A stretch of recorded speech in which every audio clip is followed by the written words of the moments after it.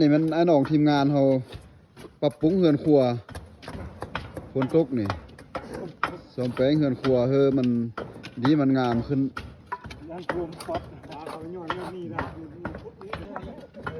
ปรับปรุงปัวแปลงเฮือนครัวน้องทีมงานตาแซงฟ้าแรงเขาเนอนี่เนอ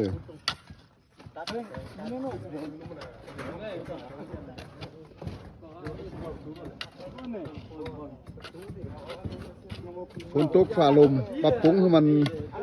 มีความแน่นหนาหรือว่าจบงามขึ้นกว่าเก่าเนาะ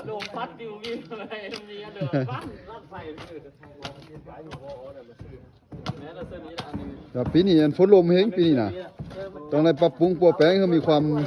มันความแน่นหนาฟังนี่แม่นทีมงานปรับปรุงปัวแปลงก่อสร้างพื้นฐานโครงร้างเลยนี่อีทองระบายนี่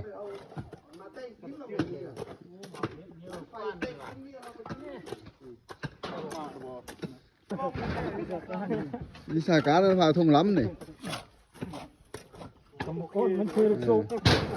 นี่มันทีมงานก่อสร้างพื้นฐานโครงร้างนี่เธอเปียงดีเลยน้ำจังไรดีเลยเนาะ